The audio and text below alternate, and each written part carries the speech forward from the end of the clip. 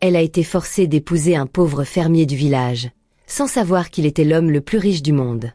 Elle a été forcée de renoncer à l'homme riche pour sa sœur cadette et d'épouser à la place un pauvre fermier du village. Mais le jour où tout s'est effondré, le fermier qu'il méprisait s'est révélé être l'homme le plus riche de tous. Si vous aimez les histoires émotionnelles remplies de trahison, de drames familiaux, de secrets choquants et de douces revanches, alors vous êtes au bon endroit. Avant de mourir, Madame Kwame avait fait 2 promesses à ses filles. L'une épouserait la famille Kone, une famille riche et respectée de la ville. L'autre épouserait le fils d'une femme du village qui avait autrefois sauvé la vie de la petite Aya à sa naissance, alors qu'elle était née trop tôt. Les années passèrent. Leur mère mourut. Mais les promesses restèrent. Un soir, Monsieur Kwame appela sa fille aînée, Akissi, dans sa chambre. Akissi avait 26 ans, était discrète, gentille et avait l'habitude d'avaler sa souffrance sans se plaindre. Depuis la mort de sa mère, elle était devenue encore plus silencieuse. Quand elle entra dans la chambre, son père avait l'air sérieux. « Tu connais les 2 promesses de mariage que ta mère a faites, dit-il. « Oui, papa. J'ai décidé que tu épouseras la famille Kone. Aya épousera le villageois. » Akissi le regarda avec surprise. Non pas parce qu'elle se souciait de la richesse, mais parce qu'elle savait qu'Aya n'accepterait jamais. Avant qu'elle ne puisse parler, la porte s'ouvrit. Aya entra. Aya avait 24 ans, était belle, fière et avait une langue acérée. Elle avait une présence qui remplissait la pièce, et pas toujours de manière positive. « Pourquoi Akissi a-t-elle été appelée seule ?» demanda-t-elle. Monsieur Kwame la regarda. « Tu arrives au bon moment. J'étais en train d'expliquer les plans de mariage. » Aya croisa les bras. « Quel plan ? La famille Kone prendra Akissi, dit-il. Tu épouseras le fermier. » Aya le fixa, puis éclata de rire. « Tu dois plaisanter. » « Je ne plaisante pas. » Son visage changea instantanément. « Il n'en est pas question, dit-elle. Il n'est pas question qu'Akissi épouse un homme riche tandis que je suis envoyée dans un village. » Monsieur Kwame fronça les sourcils. « Faites attention à ton ton. » Aya rit amèrement. « Comment devrais-je parler ? Tu veux me jeter dans la pauvreté et offrir à Akissi une vie meilleure ? Ce n'est pas une question de vie meilleure, dit-il. Cette promesse au village a été faite à cause de toi. Tu étais l'enfant que cette femme a aidé à sauver. Ta mère ne l'a jamais oublié. » Aya éclata d'un rire amer. « Donc, parce qu'une femme du village m'a aidé quand j'étais bébé, je dois maintenant épouser un pauvre fermier ? » Le visage de Monsieur Kwame se durcit. « Ne parle pas comme ça. Et la famille Kone n'est pas aussi bonne qu'elle en a l'air. Il y a des problèmes là-bas. » « Quels problèmes ? » « Assez de problèmes pour que je dise non. » Mais Aya n'écoutait plus. « Tout ce que je sais, c'est que les Kone sont riches, dit-elle. Ils ont de la classe, du confort, un nom. Pourquoi Akissi aurait-elle ça tandis que je dois aller souffrir ? » Akissi prit enfin la parole. « Aya, papa essaie de t'expliquer. »« Reste en dehors de ça, » rétorqua Aya. « Tu en profites déjà. » Akissi se tut à nouveau. Monsieur Kwame regarda Aya avec colère et déception. « Tu es égoïste. »« Et toi, tu es injuste, » rétorqua Aya. « Tu as toujours préféré Akissi. »« Ce n'est pas vrai. »« Si, c'est vrai. » Sa voix s'éleva, puis changea soudain. Elle devint plus froide. « Peut-être que c'est même mieux comme ça, » dit-elle. « Et si la famille Kone découvre qu'Akissi ne peut pas avoir d'enfant, voudront-ils encore d'elle ?» Un silence s'installa dans la pièce. Akissi sentit les mots la frapper comme une pierre. Monsieur Kwame se leva immédiatement. « Aya. » Mais Aya continua. « Vous faites tous comme si j'avais dit quelque chose de bizarre. C'est la vérité. Elle ne peut pas donner d'enfant à un homme. Alors pourquoi faisons-nous semblant ?» Akissi la regarda lentement. La douleur dans sa poitrine était ancienne, mais elle faisait toujours mal chaque fois que quelqu'un la touchait. Des années plus tôt, Aya était tombée gravement malade à l'adolescence. Il y avait eu des saignements abondants et de la panique. Leur mère était déjà morte, et leur père était absent. Akissi avait couru partout à l'hôpital, suppliant les médecins de sauver sa sœur. Au milieu de cette crise, Akissi avait ignoré sa propre douleur abdominale, qui ne faisait qu'empirer. Elle avait dû utiliser le peu d'argent disponible pour le traitement d'Aya, ignorant complètement son propre corps. Puis, un après-midi, son état s'était aggravé, et elle s'était effondrée. Ce qui avait suivi avait gravement endommagé son corps. Après le traitement et les complications qui avaient suivi, les médecins lui avaient dit qu'elle ne pourrait jamais avoir d'enfant. Aya le savait. Elle savait aussi pourquoi. Pourtant, elle se tenait là et utilisait cela contre elle. La voix d'Akissi était basse quand elle parla. « Tu as dit ça très facilement. » Aya releva le menton. C'était un mensonge? Monsieur Kwame pointa la porte du doigt. « Sors de cette pièce maintenant. » Mais Aya ne bougea pas. « Non, dit-elle. Je ne partirai pas avant que tu ne changes ça. Akissi doit aller au village. Je vais épouser Tindkone. » C'était la première fois qu'elle l'appelait par son nom. Tindkone, fils de la famille Kone, l'homme riche qu'elle avait déjà choisi dans son cœur. Monsieur Kwame secouait la tête. Non. Aya rit à nouveau. Mais il n'y avait aucune joie dans ce rire. Papa, ce n'est pas juste. Et ce n'est pas la première fois qu'Aya se met en travers de mon chemin, dit Akissi. Aya fronça les sourcils. Qu'est-ce que ça veut dire? Akissi se tourna vers elle. Tu veux faire l'innocente? Et Femi, au lycée? Le visage d'Akissi changea. Monsieur Kwame avait l'air confus. Qui est Femi? Akissi répondit avant qu'Aya ne puisse le faire. Un garçon qui m'aimait. Aya ne dit rien. Akissi la regarda droit dans les yeux. Il m'attendait après l'école. Puis, soudain, il a arrêté de me parler et a commencé à te suivre. Plus tard, j'ai entendu dire que tu lui avais dit que j'étais fière et que je voyais déjà quelqu'un d'autre. Aya haussa les épaules. Il aimait la classe. Je lui ai juste donné une meilleure option. Akissi laissa échapper un rire sec. Donc, c'était vrai. Aya croisa les bras. C'était il y a longtemps. Oui, dit Akissi. Et maintenant, tu fais la même chose à nouveau. Monsieur Kwame avait l'air honteux, mais Aya devint encore plus obstinée. Si je veux quelque chose, je le prends, dit-elle. C'est comme ça que la vie fonctionne. Puis, avant que quiconque ne puisse l'arrêter, elle attrapa un couteau à fruits sur le plateau de la petite table à côté du lit de leur père. Aya, cria Akissi. Monsieur Kwame se figea. Pose ça. Les yeux d'Aya étaient humides maintenant, mais sa main était ferme. Si je n'épouse pas Tindkone, je me tuerai ici, dit-elle. Je suis sérieuse. Arrête ces bêtises, dit son père, mais sa voix avait changé. J'ai dit que je suis sérieuse, pleura-t-elle. Choisis Akissi encore une fois et regarde ce qui se passera. Akissi fit un pas prudent en avant. Aya, calme-toi. Ne t'approche pas de moi. Monsieur Kwame leva les deux mains. Pose le couteau d'abord. Non. Dis-le d'abord. Il regarda Aya, puis Akissi. Et Akissi savait déjà ce qui allait se passer. Il allait céder. Comme toujours. Après un long moment, Monsieur Kwame parla. Bon, dit-il doucement. Tu épouseras Tindkone. Aya baissa le couteau immédiatement. Akissi ne regarda pas son père. Elle ne pouvait pas. Quelque chose en elle s'était glacé. Puis elle leva la tête et regarda sa sœur. Tu as gagné, dit-elle. Aya essuya ses larmes. Comme il se doit. Akissi hocha la tête une fois. Oui, comme toujours. Elle prit une profonde inspiration. Vas-y et épouse Tindkone. J'irai au village. Monsieur Kwame la regarda avec culpabilité. Akissi. Mais elle ne le laissa pas continuer. Elle fit face à Aya. Ce n'est pas la première fois que tu prends ce qui aurait dû être à moi. Tu l'as fait avant, tu le refais, alors prends-le. Les lèvres d'Aya se courbèrent avec fierté. Les yeux d'Akissi restèrent sur les siens. Mais ne le regrette pas plus tard. Aya rit. Je ne regretterai jamais d'avoir choisi la richesse. Akissi ne dit rien d'autre. Elle se retourna et quitta la pièce. Elle fit ses bagages en silence cette nuit-là. Personne ne l'aida. Personne ne s'excusa vraiment. Au matin, elle était prête à partir. Quand la voiture la conduisit, elle resta silencieuse tout le long du trajet. Elle n'allait pas seulement épouser un inconnu. Elle était donnée parce que sa sœur en voulait plus. Après un long trajet, la voiture s'arrêta. Le chauffeur se retourna. « Madame, C'est ici que je m'arrête. La route devant est trop mauvaise.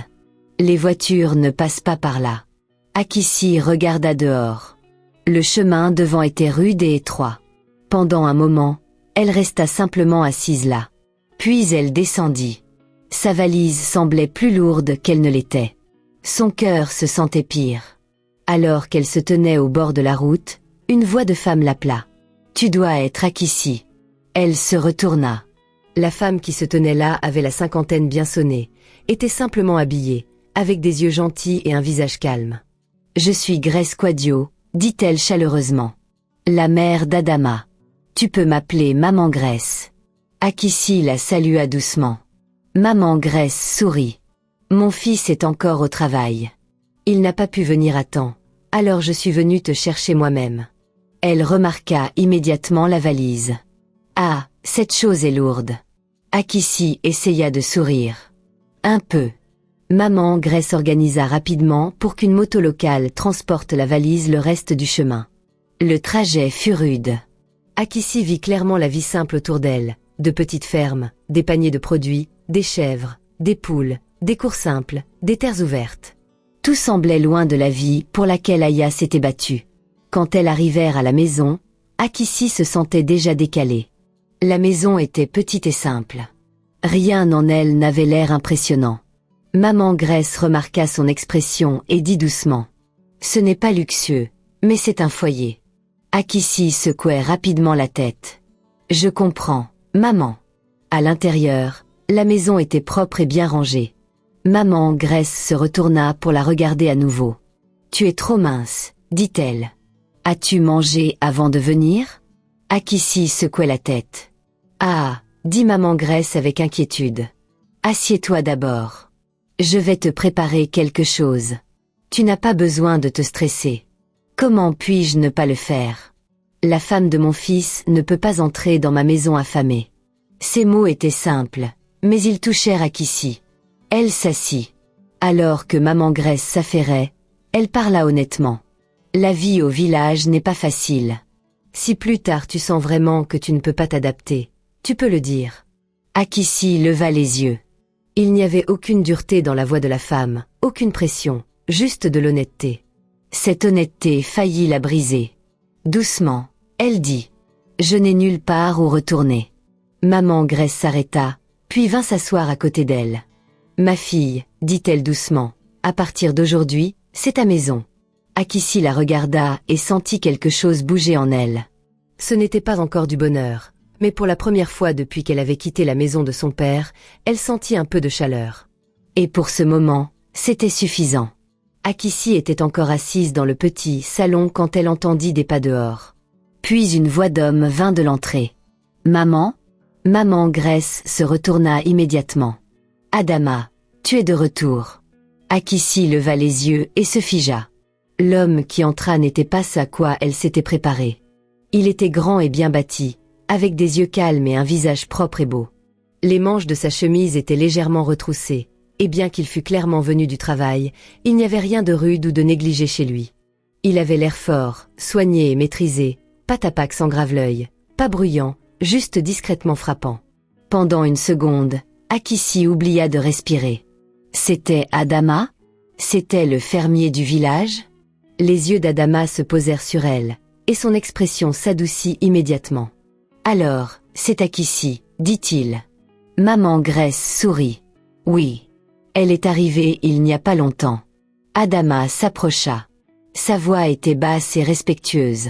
« Je suis désolée de ne pas avoir été là pour t'accueillir. Le travail m'a retenu plus longtemps que prévu. » Akissi se leva rapidement. « Ce n'est rien. » Il fit un petit hochement de tête. « Quand même, j'aurais dû être là. » Il n'y avait aucune fierté dans sa voix, aucune excuse, juste une simple apologie. Puis il plongea la main dans un petit sac qu'il avait apporté. « J'ai quelque chose pour toi, » dit-il. Akissi cligna des yeux. « Un cadeau ?» Elle se prépara rapidement. Dans son esprit, elle s'attendait à quelque chose de petit et typique du village. Peut-être du tissu, peut-être des sandales, peut-être quelque chose qu'elle devrait prétendre aimer pour ne pas l'offenser. Elle accepta la boîte avec soin. « Merci, dit-elle. Ouvre-la, dit maman Grace chaleureusement. Akissi l'ouvrit lentement. Le moment où elle vit ce qu'il y avait à l'intérieur, ses doigts s'immobilisèrent.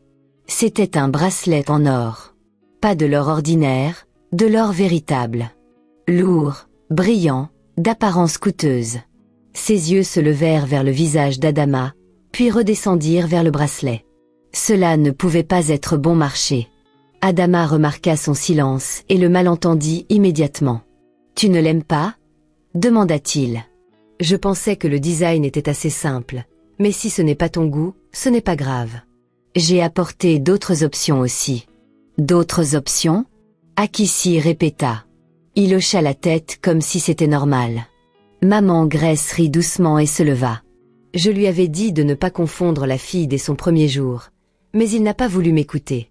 Elle alla vers un tiroir, l'ouvrit et en sortit une petite boîte. « Et c'est aussi celui-ci, dit-il. » Akissi la prit avec encore plus de confusion. Quand elle l'ouvrit, elle faillit la laisser tomber. À l'intérieur se trouvait un diamant rose. Son souffle se coupa. Elle ne connaissait pas grand-chose aux bijoux, mais elle en savait assez pour savoir que ce n'était pas une pierre ordinaire. Même la façon dont elle captait la lumière semblait coûteuse. Elle leva lentement la tête.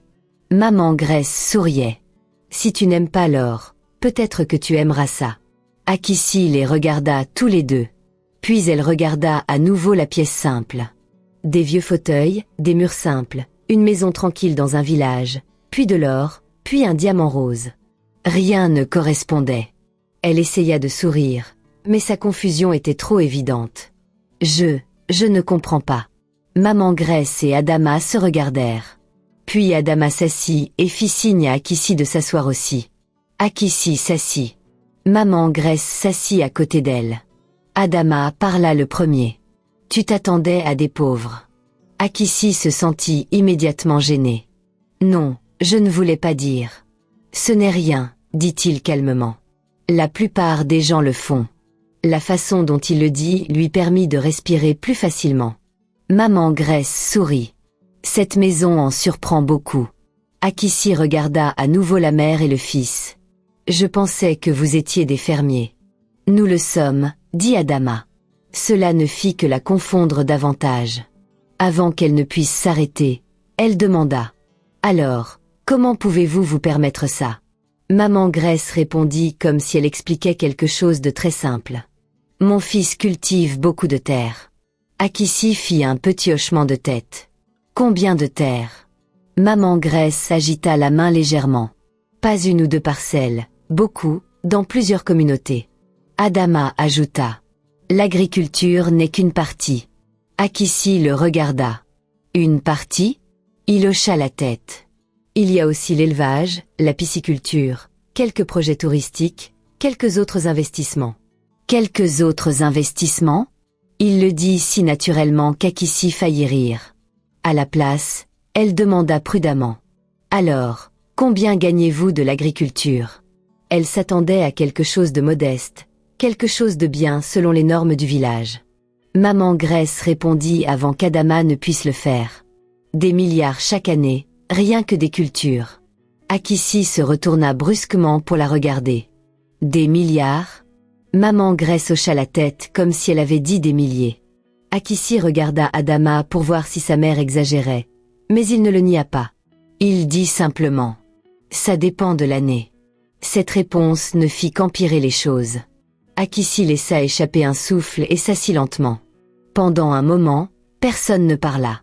Puis Adama plongea la main dans sa poche et en sortit une carte bancaire. « Prends ça, » dit-il. Akissi fronça les sourcils. « Pourquoi faire ? » « Pour tout ce dont tu as besoin, des vêtements, des produits de toilette, tout ce que tu veux. Tu n'as pas besoin de demander. » Il posa la carte devant elle. Akissi la fixa. Toute la journée semblait déjà irréelle. Cela n'y changea rien. « Je n'ai encore rien acheté, » dit-elle. « Tu le feras, » répondit maman Grace. « Tu es dans un nouvel endroit. Il doit y avoir des choses dont tu as besoin. » Akissi hésita, puis prit la carte. Pourtant, elle avait l'air mal à l'aise. Adama le remarqua. « Qu'y a-t-il ? » « Je ne veux pas dépenser sans réfléchir. » Un léger sourire toucha son visage. « Alors, vérifie le solde d'abord. Akissi crut qu'il plaisantait, mais lui et sa mère avaient l'air sérieux. Alors, elle sortit son téléphone, vérifia le compte lié à la carte, et faillit s'arrêter de respirer à nouveau. Le montant était si élevé que pendant une seconde, elle crut avoir mal compté. Elle vérifia à nouveau. Non. C'était réel. Elle leva lentement les yeux. C'est trop. Adama haussa légèrement les épaules. Ce compte est petit. Akissi cligna des yeux. Petit? Je transférerai plus tard si tu en as besoin. Elle le fixa. Maman Grace secouait la tête avec affection. Pourquoi plus tard? Puisqu'elle est ta femme maintenant, elle devrait gérer ton argent. Akissi se tourna rapidement vers elle. Non, maman. Ce n'est pas nécessaire. Si, c'est nécessaire, dit maman Grace. C'est comme ça que ça doit être. Adama hocha la tête sans même y réfléchir. Elle a raison. Puis il ajouta d'une voix calme. Je te donnerai mes autres cartes aussi, quand je les trouverai. Certaines sont dans la maison. J'en ai égaré quelques-unes quelque part. Akissi le regarda simplement. Égaré quelques-unes quelque part? Comme s'il en avait trop pour les compter. Comme si des milliards étaient normaux. Elle tenait la carte dans une main et se sentit soudainement très petite au milieu d'une situation qu'elle ne comprenait pas. Enfin, elle posa la question qui lui brûlait la poitrine depuis un moment. Si vous avez ce genre d'argent, pourquoi vivez-vous ici? La question était directe, mais ni l'un ni l'autre ne semblait offensé. Adama s'appuya légèrement en arrière. Mon père a construit cette maison lui-même, dit-il. Chaque partie avait une signification pour lui. Après sa mort, ma mère a refusé de partir.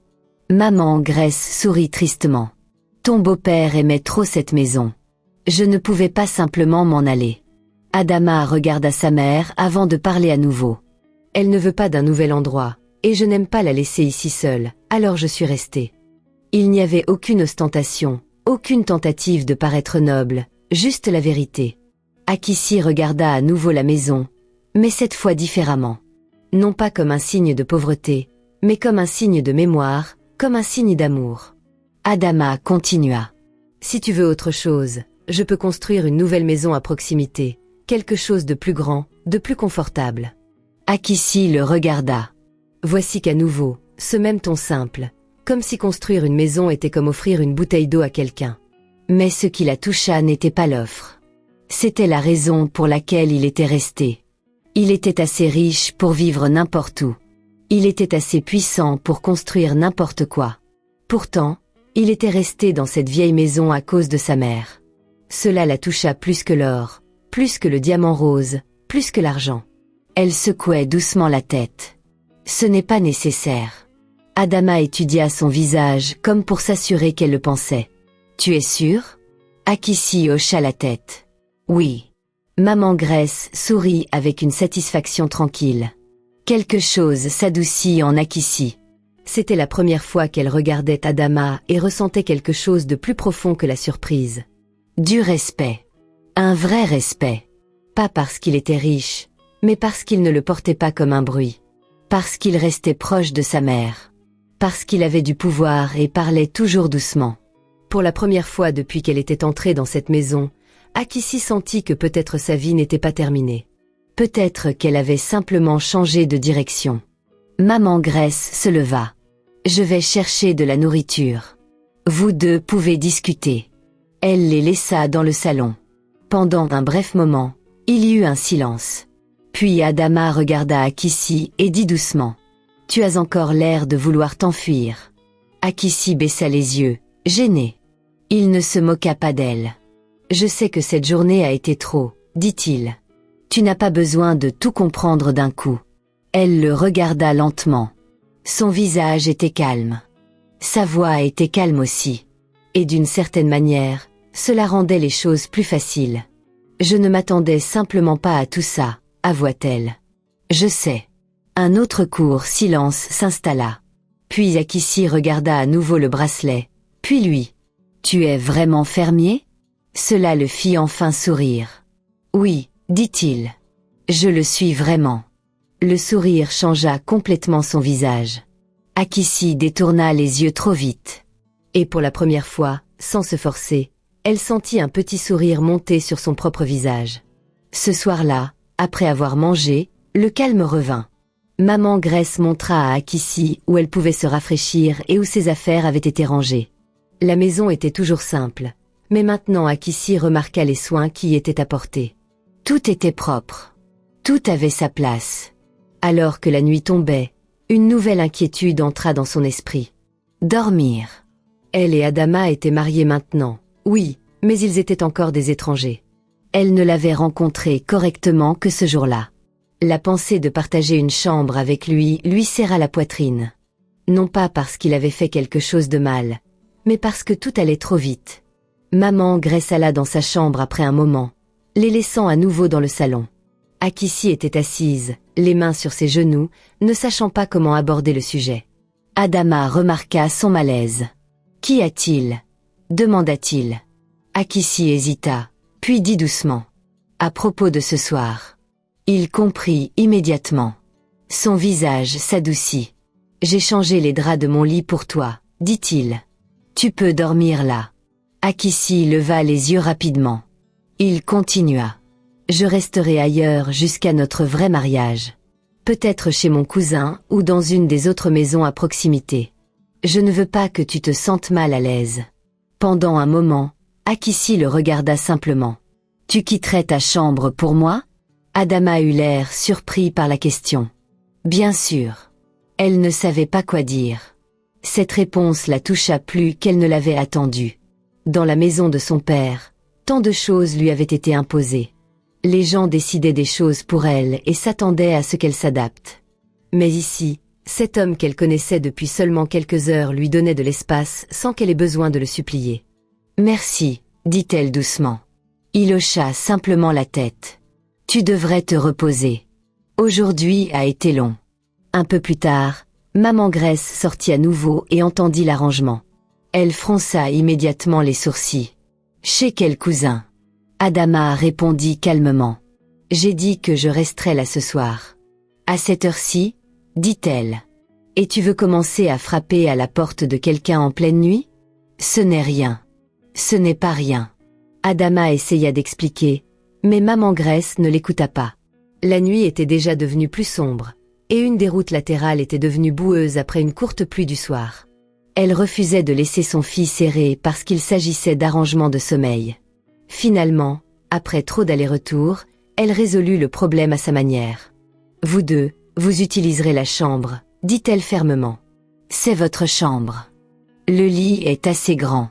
Personne ne mourra. » Akissi faillit s'étouffer. Adama eut l'air impuissant pour la première fois. « Maman. » Mais maman Grace s'était déjà éloignée. « Je vais me coucher. Débrouillez-vous comme des adultes. » Elle les laissa là. Pendant quelques secondes, ni l'un ni l'autre ne parla. Puis Akissi baissa les yeux, essayant de ne pas rire de pure gêne.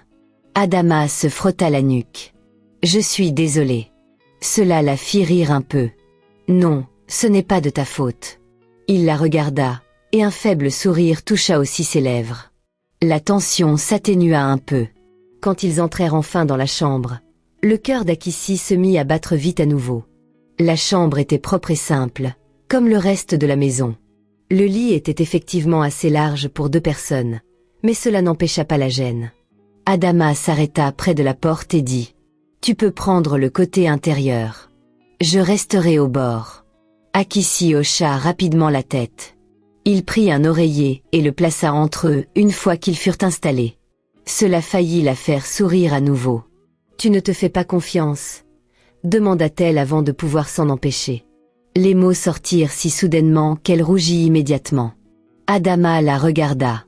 Puis il donna un rire silencieux. « Je me fais confiance, » dit-il. « Je ne veux simplement pas que tu penses que j'essaie quelque chose. » Akissi se tourna vers le plafond. « Je n'ai pas dit que tu le faisais. »« Non, » dit-il en accord. « Mais je sais que nous venons de nous rencontrer. » Un silence suivit pendant un moment. Puis il ajouta d'une voix plus basse. « Et tu n'es pas exactement facile à ignorer. » Akissi tourna brusquement la tête vers lui. Adama regardait droit devant lui maintenant, comme s'il n'avait pas voulu dire cela à voix haute. Elle sentit la chaleur monter à son visage. Il s'éclaircit la gorge. Je veux dire, tu es très belle, alors je préfère être prudent. Akissi ne savait pas s'il fallait cacher son visage ou rire. Dans toute la confusion des 2 derniers jours, personne n'avait dit quelque chose de suffisamment doux pour la rendre timide. Il n'y avait eu que de la douleur, de la pression, des disputes et des changements. Maintenant, cet homme calme à côté d'elle la faisait soudainement prendre conscience d'elle-même d'une manière différente. Elle parla après un moment, toujours tournée de l'autre côté. « Au moins, tu es honnête. » Cela le fit sourire dans l'obscurité. « Oui, dit-il. J'essaie de l'être. » Ils restèrent silencieux à nouveau. La chambre était calme. Après quelques minutes, Adama parla. « Tu n'as pas besoin d'avoir peur de moi, Akissi. » Les mots étaient simples, mais ils l'atteignirent doucement. « Je n'ai pas peur, » répondit-elle. Il fut silencieux un moment, puis demanda. « Alors, qu'es-tu » Akissi y réfléchit. « Fatiguée, » dit-elle enfin. Confuse. Un peu honteuse aussi. Honteuse de quoi? Elle avala sa salive. Tout s'est passé de manière horrible. C'est comme si j'avais été poussée d'une vie à une autre. Adama se tourna légèrement vers elle, bien qu'il gardât ses distances. Ce n'est pas toi qui as fait quelque chose de mal. Elle laissa échapper un faible souffle. Ça ne se sent pas toujours comme ça. Il ne se précipita pas pour répondre. Quand il parla enfin, sa voix était calme et ferme. Alors, laisse-toi du temps. Personne ne te poursuit ici. Cette phrase fit quelque chose en elle. Personne ne te poursuit ici. Akissi ferma les yeux. Pour la première fois depuis longtemps, elle se sentit un peu en sécurité. À côté d'elle, Adama resta immobile. Bien qu'il fût profondément conscient de sa proximité, de sa voix douce et de la beauté tranquille qu'elle portait même dans la tristesse, il garda chaque partie agitée de lui-même sous contrôle. Il la voulait, oui. Tout homme avec du sang dans les veines l'aurait remarqué. Mais plus que cela, il voulait sa confiance. Cela comptait plus. Après un moment, Akissi parla à nouveau. « Es-tu toujours comme ça? Comme quoi? Calme. » Il rit doucement. « Pas toujours. On dirait que rien ne peut te secouer. »« Ce n'est pas vrai, dit-il. Certaines choses me secouent. » Elle ouvrit légèrement les yeux. « Comme quoi? » Il fut silencieux un moment. « Les choses qui concernent les gens que j'aime. » Cette réponse resta avec elle. Elle ne répondit pas, mais quelque chose en elle s'adoucit à nouveau. Pas tout à la fois. Pas complètement. Mais assez pour qu'elle cesse de le sentir comme un étranger à l'autre bout du lit. Au moment où le sommeil vint, la chambre ne semblait plus tendue. Elle semblait chaude, sûre. Alors qu'Akissi s'endormait dans cette chambre simple, Aya entrait dans sa nouvelle vie en ville la tête haute. Son mariage avec Tinde Koné avait été fait avec style. Il y avait des lumières, des vêtements chers, des sourires bruyants et assez de démonstrations publiques pour impressionner les gens. Aya avait apprécié chaque seconde. À ses yeux, elle avait gagné. Elle était maintenant Madame Koné. Elle avait le mari riche, la famille riche, le nom riche. Cela seul lui faisait sentir qu'elle avait vaincu Akissi une fois de plus. Quand elle entra dans la maison de la famille Koné, elle s'attendait à de l'admiration. Elle s'attendait à être accueillie comme une reine. Elle s'attendait à de la chaleur vêtue de luxe. Ce qu'elle rencontra à la place fut de la froideur cachée derrière des visages polis. Tinde Koné était assez beau et bien habillé, mais il n'y avait aucune douceur en lui. Même le jour du mariage, il s'était plus soucié des apparences que d'elle. Il souriait quand les gens regardaient. Il la touchait quand les caméras étaient proches. Mais une fois seule, quelque chose en lui devenait distant. Sa mère, Madame Koné, était encore pire. Elle était élégante, fière et perspicace. Chaque sourire qu'elle adressait à Aya semblait pratiqué. Chaque mot gentil semblait mesuré. Elle agissait avec chaleur, mais ses yeux étaient toujours calculateurs. La maison elle-même était belle, oui, mais l'air à l'intérieur n'était pas paisible. Les domestiques se déplaçaient prudemment. Les conversations baissaient d'un ton quand Aya entrait. Les gens souriaient trop vite et voulaient dire trop peu.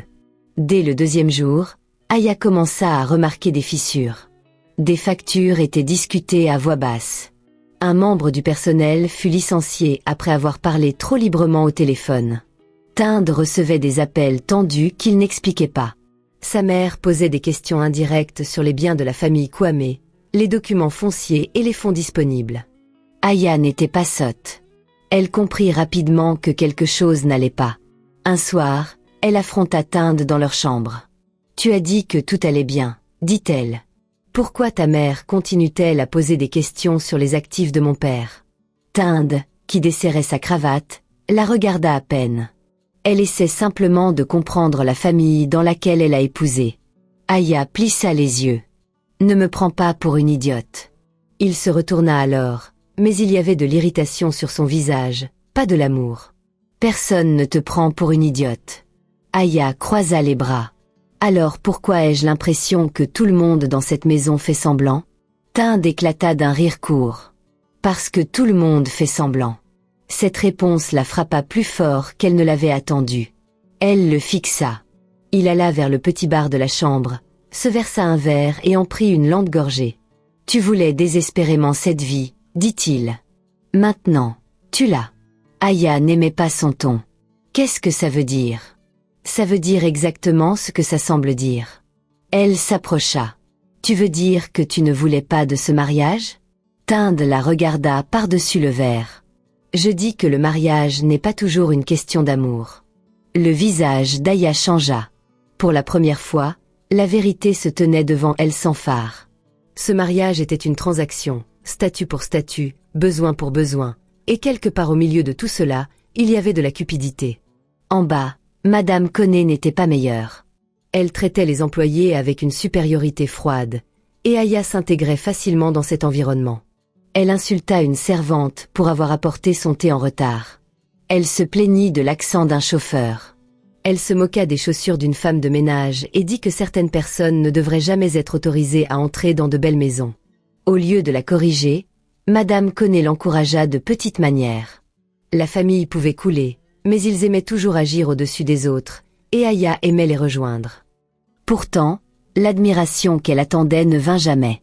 Personne dans cette maison ne la respectait vraiment. Il la regardait simplement, la mesurait, attendait de voir ce qu'elle pouvait apporter. À la fin de ses premiers jours, Aya commença à comprendre que l'argent seul ne rendait pas un foyer chaleureux. La famille Koné avait du style, mais pas de paix. Ils avaient de la classe, mais pas de gentillesse. Ils avaient des choses chères, mais leur cœur était sec. Et Tinde, l'homme pour lequel elle s'était embattue pour l'épouser, n'était pas du tout doux. Il n'était pas cruel de manière bruyante.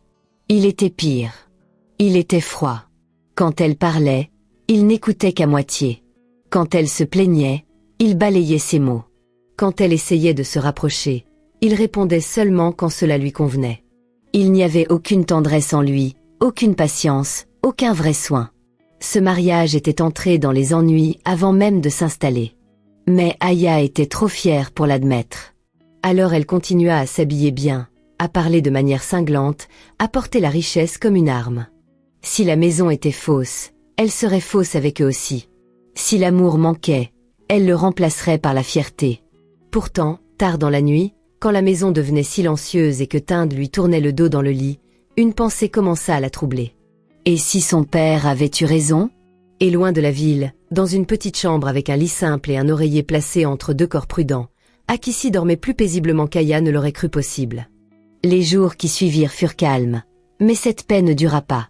Environ une semaine plus tard, la nouvelle arriva que Tinde et Aya viendraient au village ancestral pour la commémoration d'un an du décès de son grand-père maternel. Le moment où Akissi l'entendit, sa poitrine se serra. Elle espérait qu'ils ne se rencontreraient pas, mais le village était trop petit pour cela. Cet après-midi-là, Akissi suivit Maman Grace dans la zone du marché pour acheter quelque chose pour la maison. Les gens saluèrent Maman Grace chaleureusement. Certains sourirent aussi à Akissi.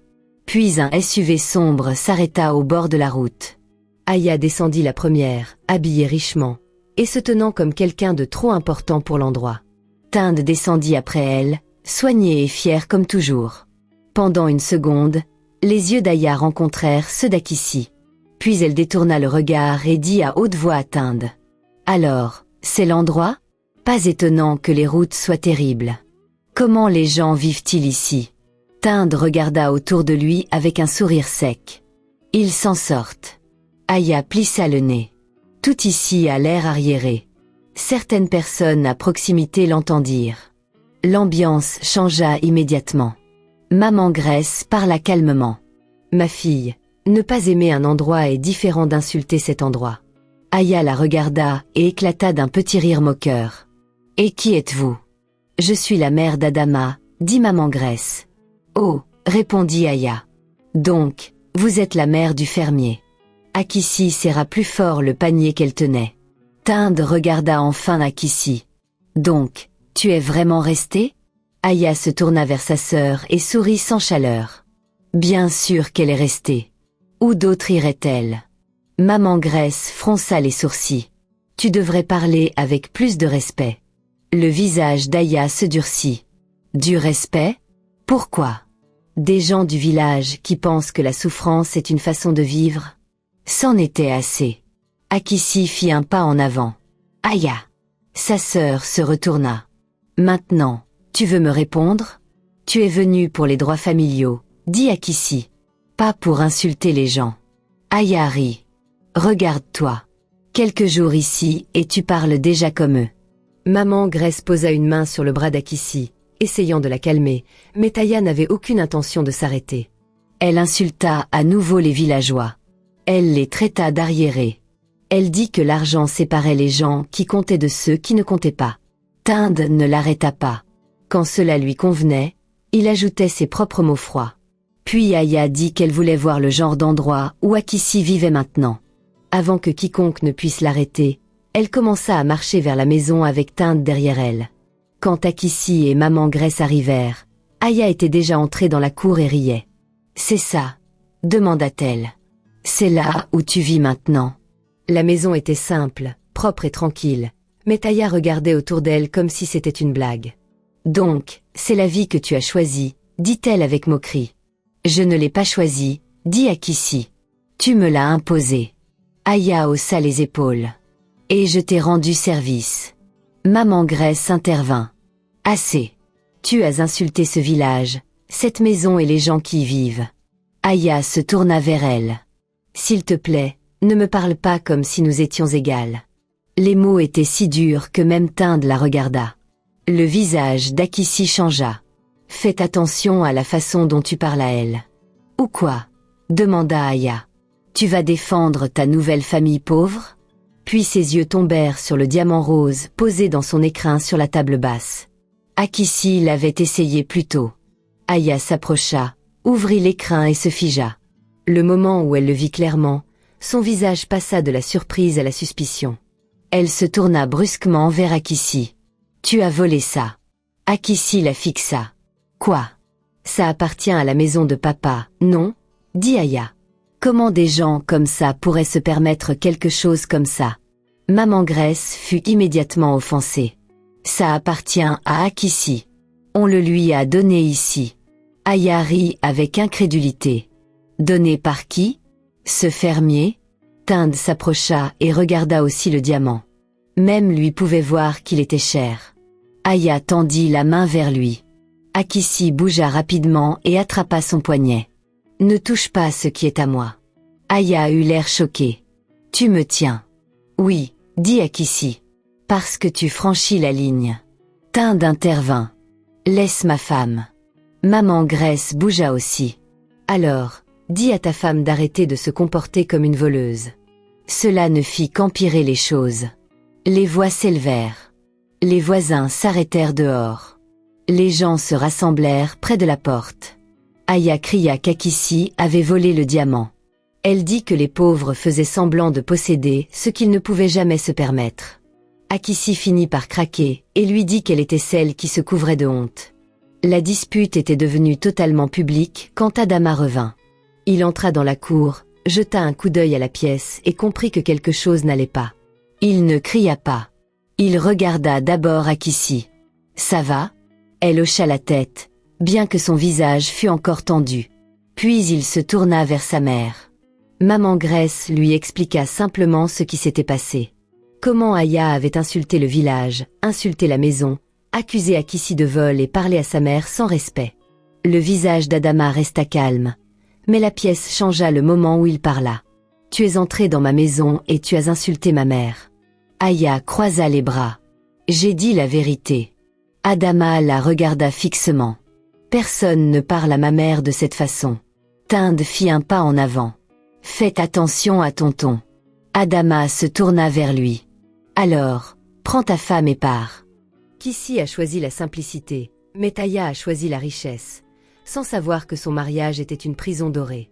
Dans la partie 2, un secret va tout faire basculer. Qui va gagner cette bataille? Qui va perdre? Donnez votre avis en commentaire et abonnez-vous pour ne pas manquer la suite.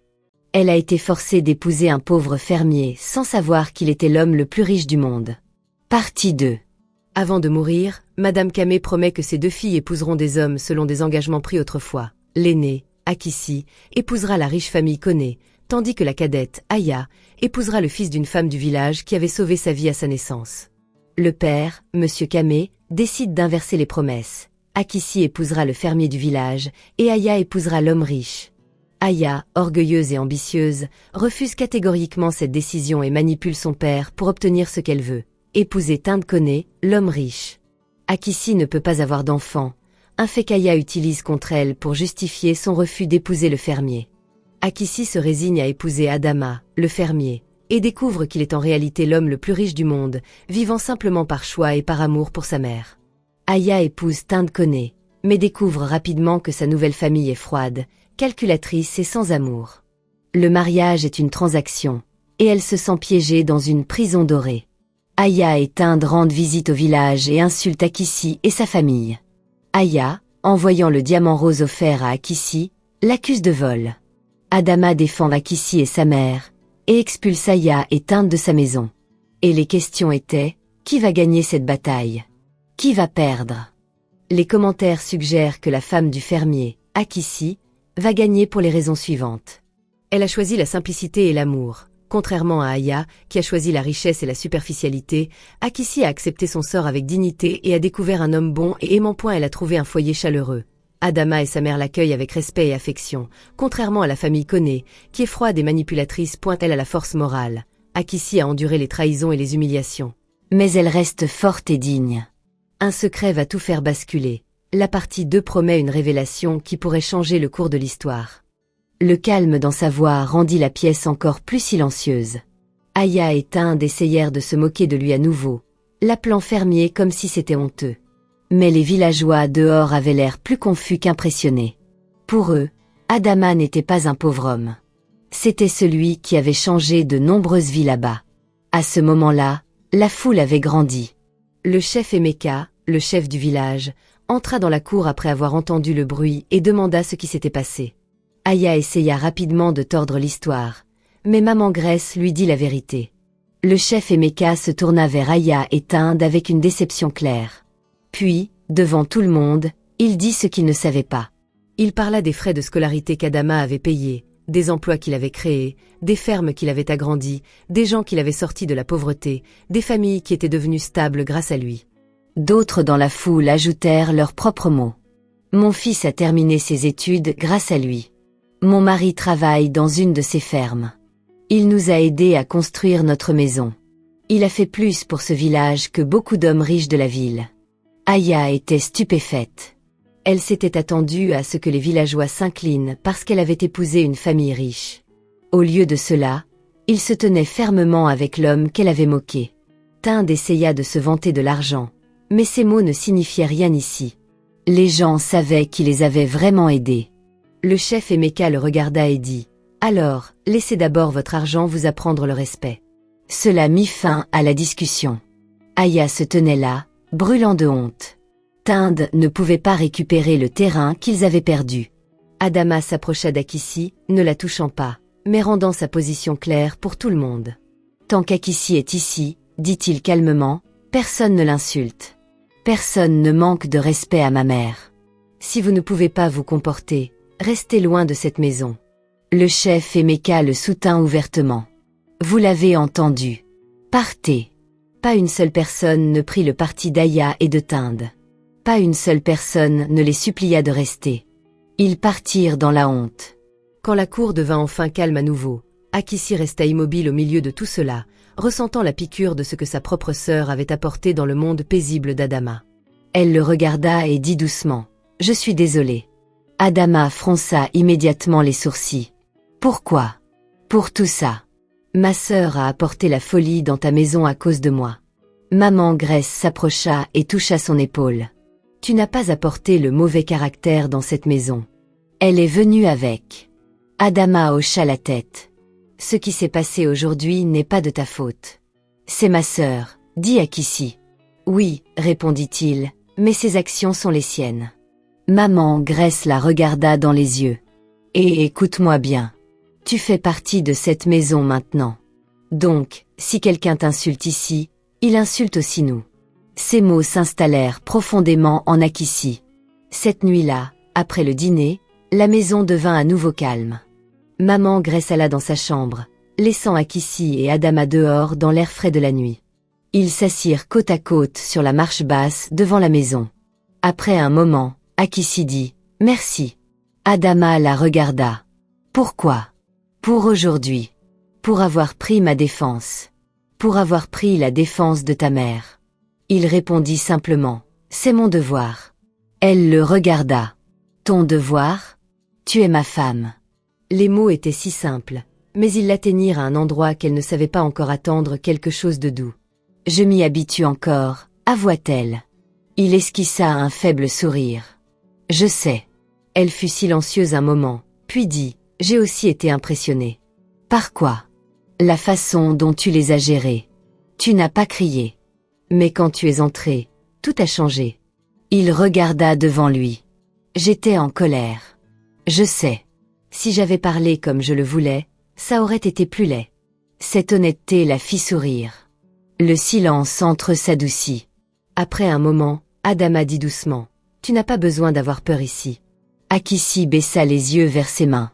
Avec certaines personnes, l'amour semble toujours être une condition. Il se tourna légèrement vers elle. « Et avec moi ?» Elle fut silencieuse un moment. Puis elle répondit honnêtement « Avec toi, non. » Les mots restèrent entre eux. Il la voulait. C'était vrai. Il remarquait sa douceur, sa beauté, la façon dont elle parlait doucement même après avoir porté tant de douleur. Mais il se retenait encore. Il voulait d'abord. Il voulait qu'elle soit prête, pas sous pression. Après un moment, il dit à voix basse « Tu es très belle. » Le visage d'Akissi s'échauffa immédiatement. Personne ne le lui avait jamais dit comme ça.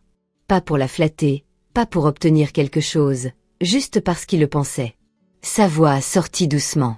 « Tu dis vraiment ce que tu as en tête. »« Avec toi, oui. » Ils restèrent assis là tranquillement après cela, plus proches de cœur qu'avant. Cette nuit-là, quand ils se couchèrent, la chambre ne semblait plus tendue. Il y avait encore de la timidité, mais il y avait aussi de la confiance. Et pour Akissi, cela comptait profondément. Dans la maison de son père, l'affection venait toujours avec des conditions. Avec Adama, elle commençait à connaître un autre genre d'amour. Celui qui protégeait au lieu de blesser. Le lendemain matin, une autre affaire se présenta. Le dos du chef Emeka, qui le tracassait depuis la lutte précédente, empirait. Quand la nouvelle parvint à Adama, le vieil homme souffrait beaucoup et devait être transporté vers un endroit où un véhicule pouvait arriver. Akissi regarda l'effort avec un cœur lourd. La route menant au village était trop mauvaise. Si quelque chose de pire arrivait la nuit ou pendant la pluie, l'aide arriverait trop tard. Ce soir-là, elle s'assit avec Adama et dit « Cette route est un vrai problème. » Il la regarda. « Je sais. »« Non, » dit-elle doucement. « Je veux dire, quelqu'un pourrait mourir parce que l'aide ne peut pas arriver assez vite. » Il fut silencieux un moment, puis hocha la tête. « Peut-on faire quelque chose ?» Un petit sourire toucha son visage. « J'y pensais déjà. » Alors, ils décidèrent ensemble de financer une route convenable pour le village. Les villageois furent touchés, mais beaucoup protestèrent. Ils dirent qu'Adama avait déjà fait trop au fil des ans. Il avait payé les frais de scolarité, créé des emplois, aidé des familles et amélioré l'agriculture dans la communauté. Pourtant, lui et Akissi insistèrent. Pour Akissi, cela comptait profondément. Pour la première fois de sa vie, elle faisait partie de quelque chose qui aidait les gens au lieu de nourrir l'égoïsme. Quand Akissi entendit cela plus tard, elle n'était même pas surprise. Mais Adama était claire à ce sujet. Ce qui t'appartient doit rester à toi, dit-il. Personne ne devrait te forcer à y renoncer. Akissi le regarda silencieusement. Il continua. Et si cela te rendrait plus heureuse, je mettrai encore plus à ton nom. Ce n'est pas un problème. Il le dit si simplement qu'elle faillit oublier à quel point c'était inhabituel. Il ne parlait pas de ses droits comme s'il lui rendait un service. Il parlait comme si ses droits étaient normaux. Cela ne fit que rendre Aya plus amère. Parce qu'Adama parlait de donner, Tinde avait déjà commencé à presser Aya pour accéder à son propre petit argent. Alors que les préparatifs du mariage d'Akissi et Adama continuaient, de plus en plus de choses concernant Adama cessèrent de faire sens. Il avait des assistants. Il avait des gestionnaires. Il passait un coup de fil et les choses bougeaient. Son assistant, Henri Kofi, s'occupait de plusieurs arrangements avec la confiance tranquille de quelqu'un habitué au cercle très puissant. Quand il allait inspecter l'hôtel réservé pour leur mariage formel, le personnel salua Henri avec trop de respect pour qu'il soit un simple employé. Akissi le remarqua. Elle remarqua aussi à quel point un hôtel de luxe avait été facilement réservé. Comment les vendeurs parlaient prudemment autour d'Adama. Comment certaines personnes semblaient le connaître sans en dire trop. Pourtant, il s'habillait toujours simplement. Parlait toujours doucement. Se comportait toujours comme un homme sans rien approuver. Puis vint l'essayage de la robe de mariée. Une boutique de mariage haut de gamme avait déjà quelque chose qui attendait Akissi. Quand elle vit la robe, elle resta sans voix. Elle était élégante, détaillée et clairement d'une valeur choquante. Elle se tourna vers Adama. « Tu as commandé ça ?»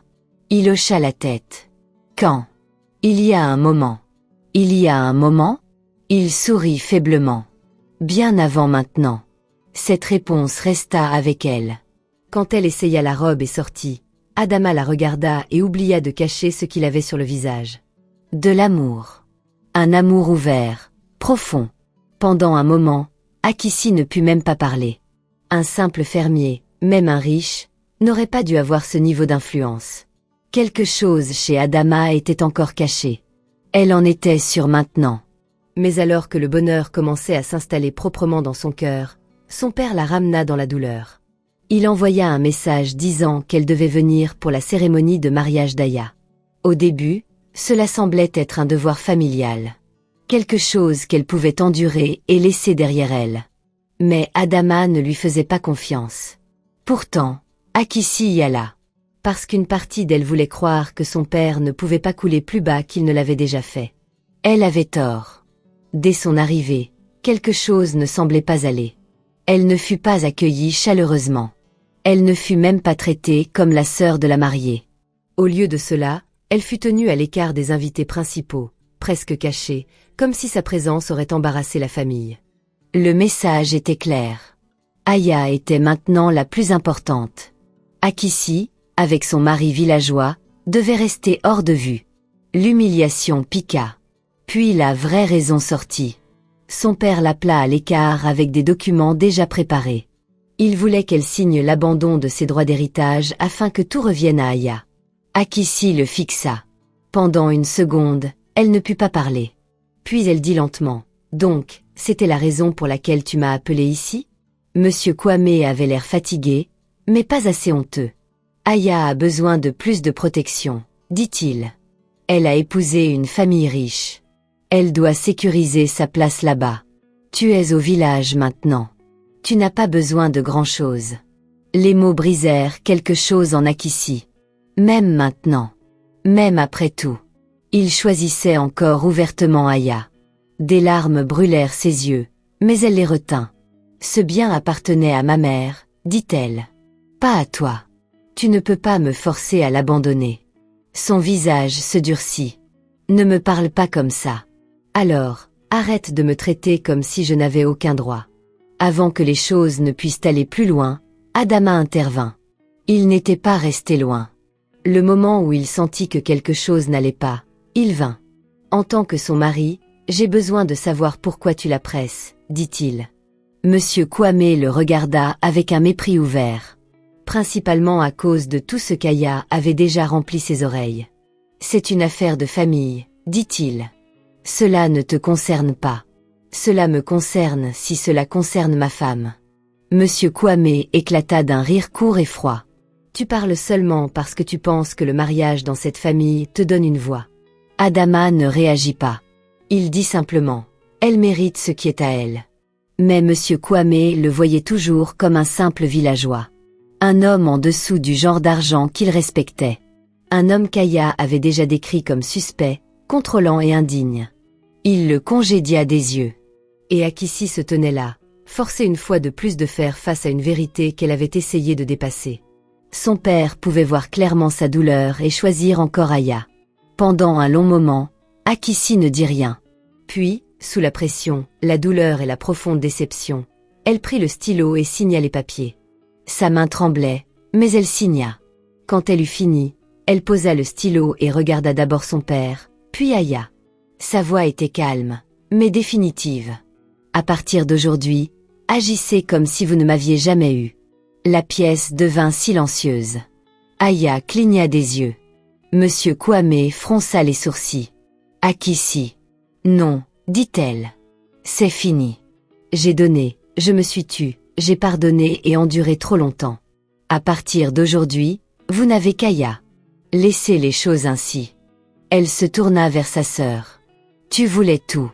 Prends-le. Puis elle fit face à son père à nouveau. Mais ne me demande plus jamais rien. Elle se retourna et sortit avant qu'il ne puisse l'arrêter. Adama la suivit immédiatement. Quand ils montèrent dans la voiture, Akissi ne se retenait plus. Les larmes vinrent, dures et silencieuses.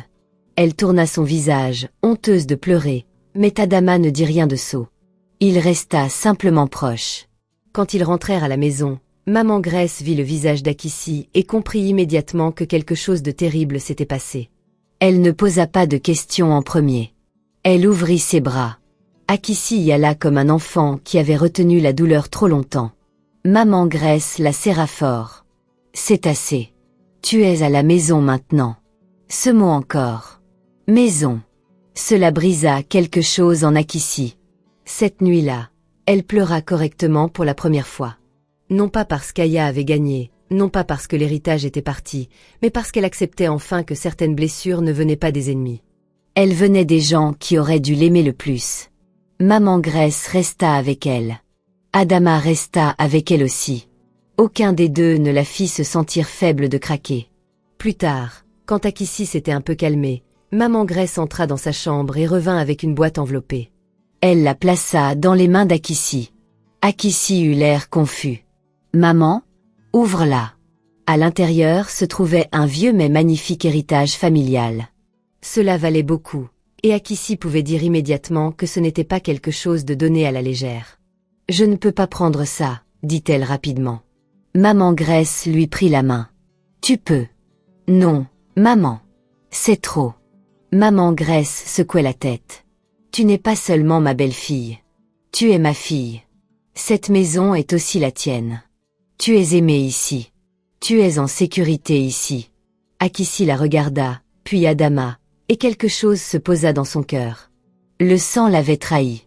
L'amour lui avait construit une nouvelle famille. Cette vérité la guérit plus que l'argent ne l'aurait jamais pu. Mais alors qu'Akissi trouvait la paix, la victoire d'Aya avait déjà commencé à pourrir. Tinde et sa famille avaient désespérément besoin d'argent.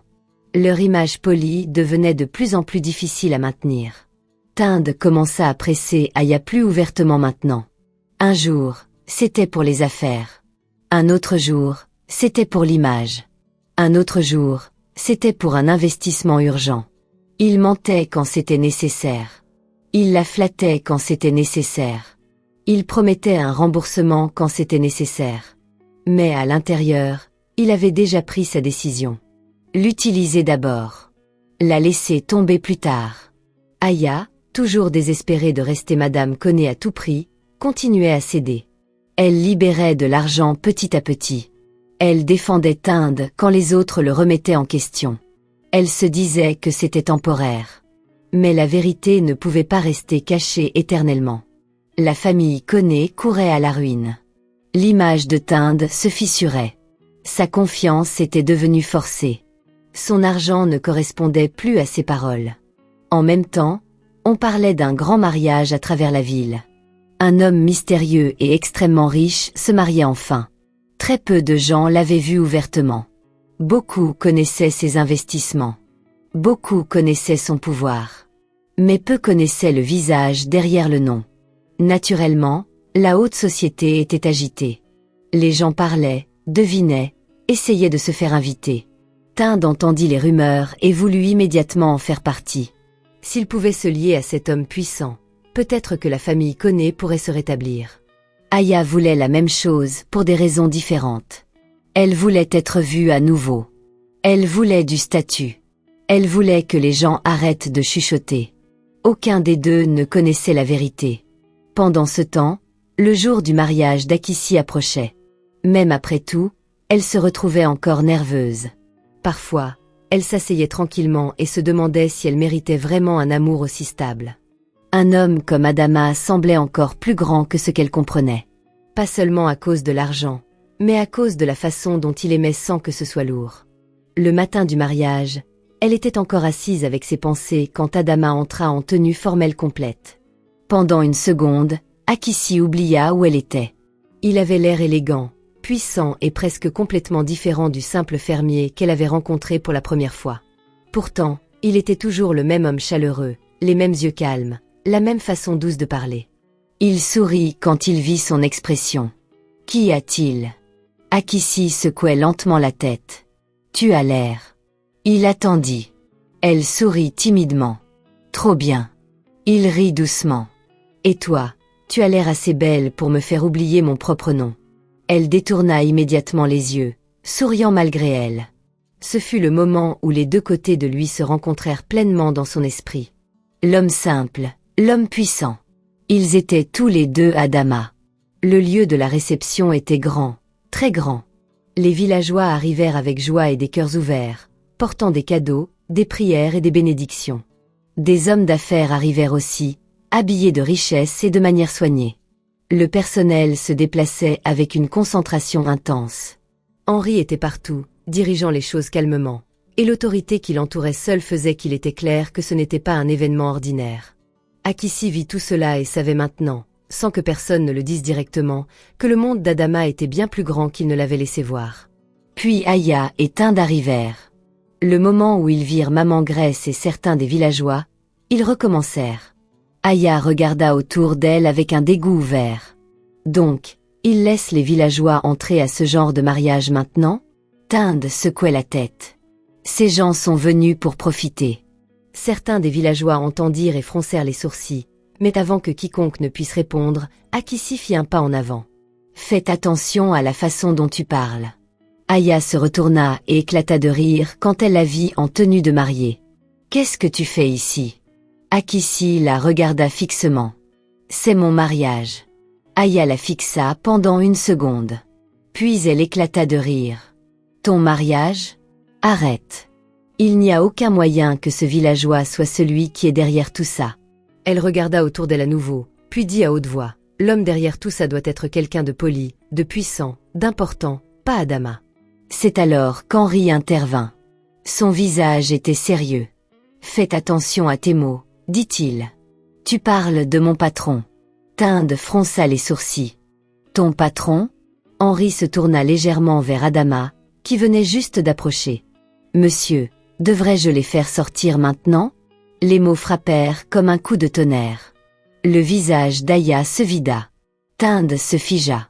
Patron. Monsieur. Tout autour d'eux prit soudainement sens. Adama n'était pas seulement un fermier riche. Il était l'homme puissant dont tout le monde chuchotait. Le magnate mystérieux. L'homme derrière l'influence. L'homme le plus riche parmi eux tous. Et il s'était tenu devant eux tout ce temps. Aya avait l'air comme si le sol s'était dérobé sous ses pieds. La fierté de Tinde se brisa sur place. Tout ce qu'ils avaient moqué était soudainement plus grand que tout ce qu'ils avaient poursuivi. Avant qu'ils ne puissent se reprendre, Adama parla. Ils avaient été avertis avant. Henri hocha la tête. La sécurité intervint. Aya essaya de protester. Tinde essaya de parler, mais plus personne ne les écoutait. Ils furent escortés dehors dans la honte publique. Et à l'intérieur de la grande salle, alors qu'ils étaient expulsés comme des faiseurs de troubles, Akissi et Adama se marièrent. C'était beau. Les villageois les bénirent avec un amour sincère. Les invités regardèrent avec admiration. Maman Grèce pleura ouvertement. Akissi se tenait à côté d'Adama, non plus comme la fille rejetée d'une maison douloureuse, mais comme une femme enfin choisie pleinement et ouvertement. Quand Adama prit sa main, cela semblait solide. Quand il la regarda, cela semblait réel. Au moment où ils échangèrent leurs vœux, Akissi savait une chose clairement. Elle n'avait pas perdu sa vie quand on l'avait envoyée. Elle l'avait trouvée. Dehors, loin de cette joie, Aya et Tinde s'en prenaient déjà l'un à l'autre. Tinde la blâma d'avoir provoqué Akissi et Adama trop de fois. Aya le blâma d'être faible et inutile. Leurs mots devinrent acérés. Les anciennes fissures s'élargirent. L'argent devint le nouveau champ de bataille. Aya exigea le retour de ce qu'il avait pris. Tinde nia, s'excusa et rejeta la faute. Bientôt, ses problèmes d'affaires empirèrent. La faiblesse de la famille Koné ne pouvait plus être cachée. Cette fois, Adama ne l'ignora pas. Il fit un geste décisif à travers le même monde des affaires qui avait autrefois caché son visage.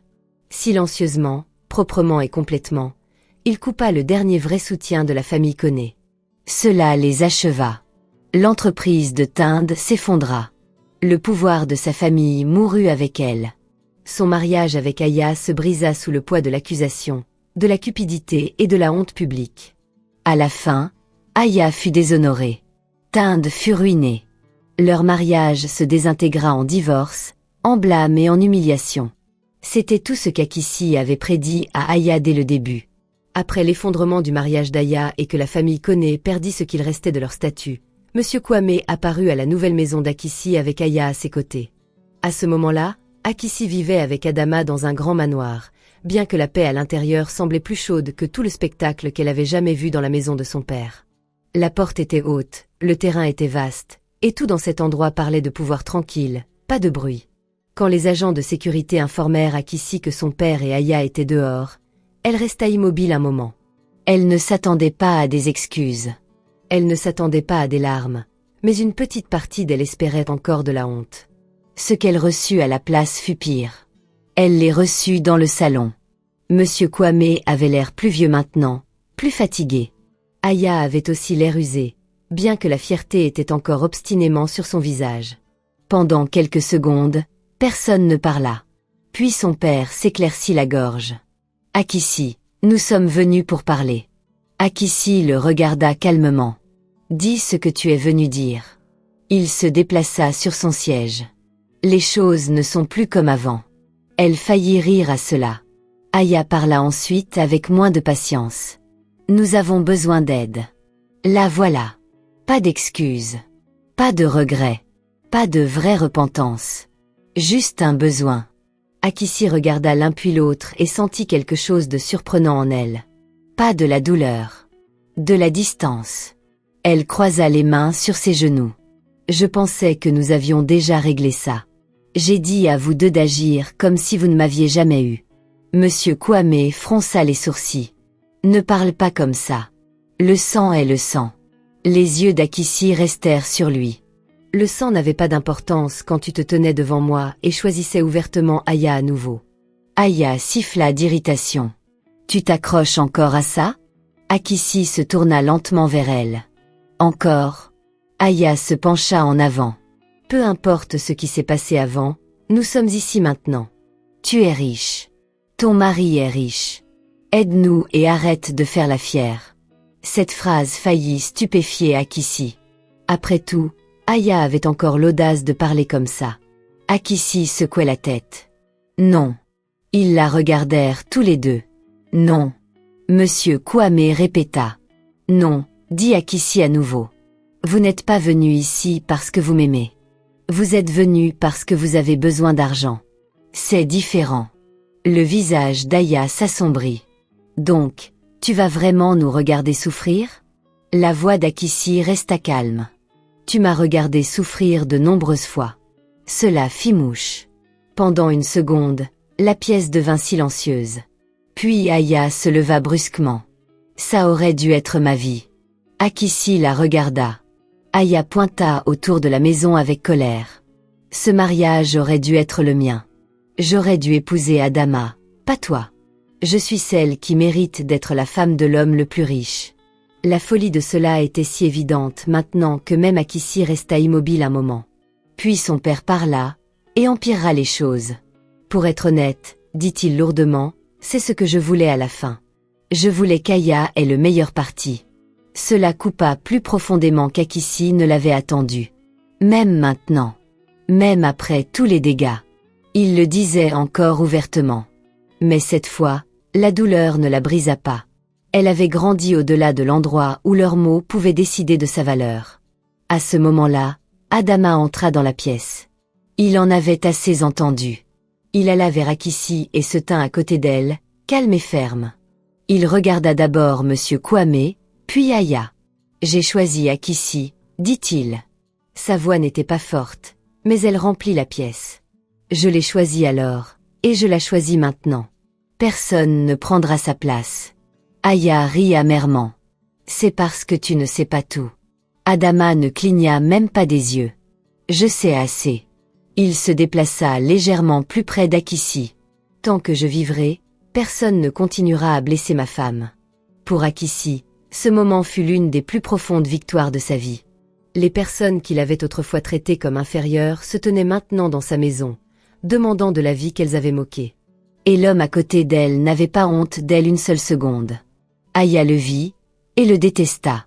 Alors, elle atteignit l'arme qu'elle croyait encore pouvoir blesser Akissi. « Elle ne peut même pas te donner d'enfant, » dit Aya brusquement. « Peu importe à quel point tu es riche, peu importe à quel point tu la défends, elle ne pourra jamais te donner un héritier.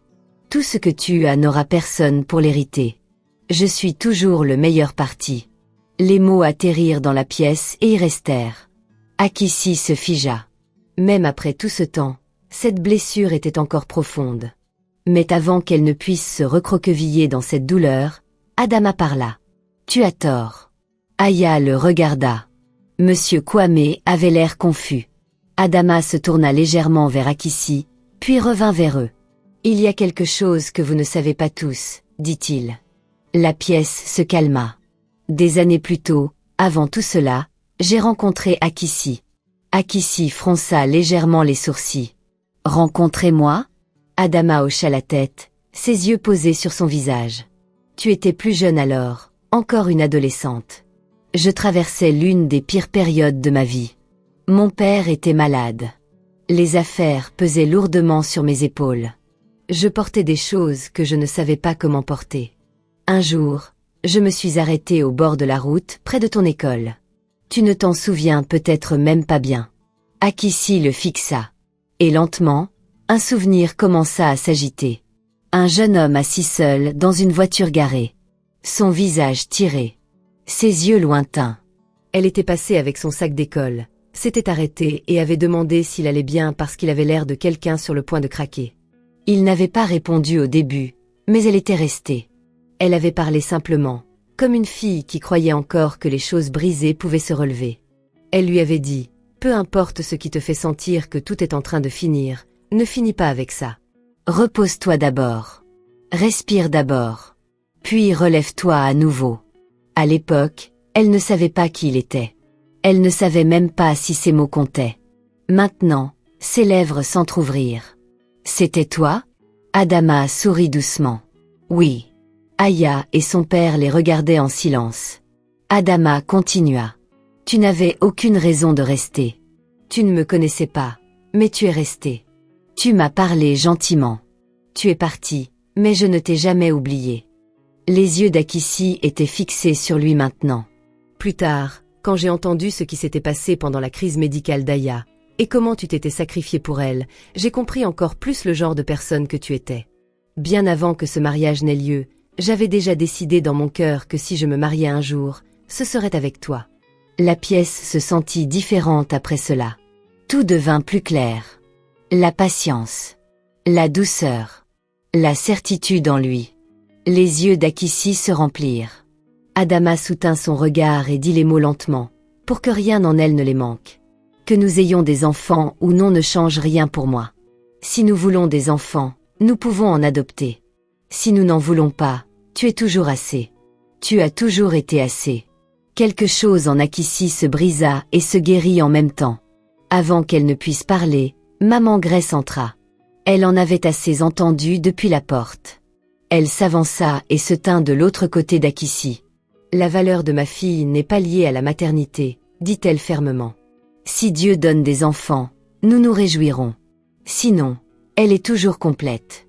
Personne n'utilisera cela pour la faire honte dans cette maison. » Aya n'avait plus rien. Personne n'était d'accord avec elle.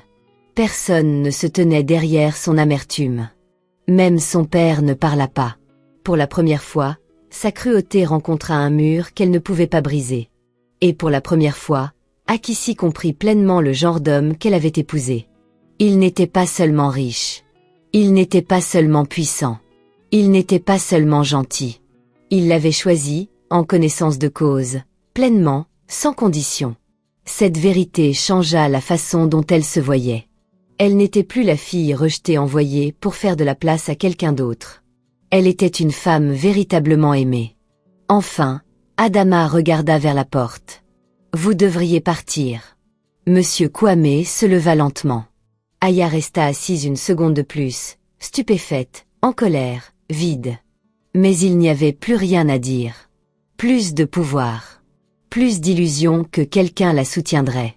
Ils quittèrent cette maison plus petits qu'ils n'y étaient entrés. Et quand la porte se ferma derrière eux, Akissi laissa échapper un souffle qui semblait vieux de plusieurs années. Cette nuit-là, elle et Adama s'assirent tranquillement ensemble dans leur chambre. Pas de discours lourds. Pas de performance. Juste la paix. Après un moment, Akissi se tourna vers lui et dit doucement « Mon amour ». Il la regarda immédiatement. C'était la première fois qu'elle l'appelait ainsi avec une chaleur totale, sans timidité cachée. Son visage changea immédiatement. Il y avait de la joie là. Une joie profonde. Il se rapprocha et toucha son visage doucement, comme s'il était encore prudent avec quelque chose de précieux. « Dis-le encore », dit-il doucement. Akissi sourit à travers les larmes. « Mon amour ».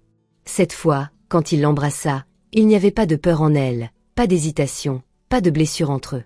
Cette nuit-là, ils se donnèrent l'un à l'autre pleinement, non pas sous la pression, non pas par devoir, mais par amour enfin accompli.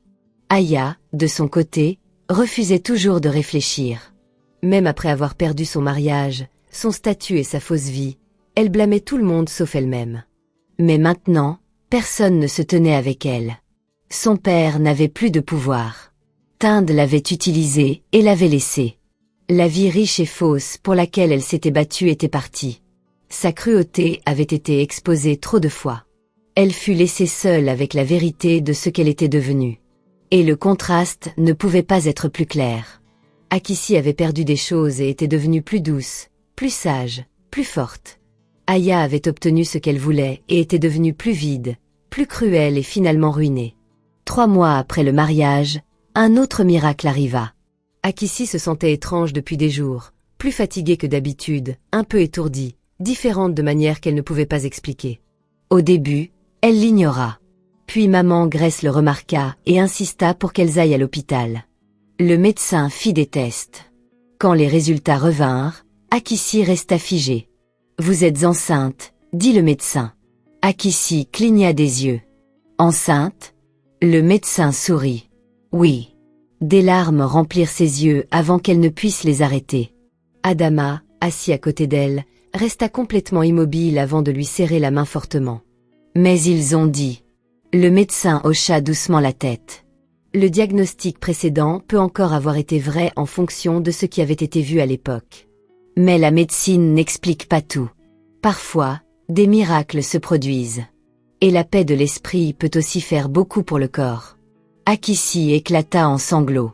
Pas de douleur, mais de joie trop grande pour son cœur. Adama la serra contre lui là, dans le bureau du médecin, ses propres yeux brillants. Quand ils rentrèrent à la maison et dirent à maman Grace, la femme pleura et rit en même temps, louant Dieu encore et encore. Toute la maison se réjouit. Et cette fois, Akissi ne se sentait pas comme quelqu'un regardant le bonheur de l'extérieur. C'était le sien. L'histoire se termina non pas sur la vie pour laquelle Aya s'était battue, mais sur quelque chose de bien meilleur.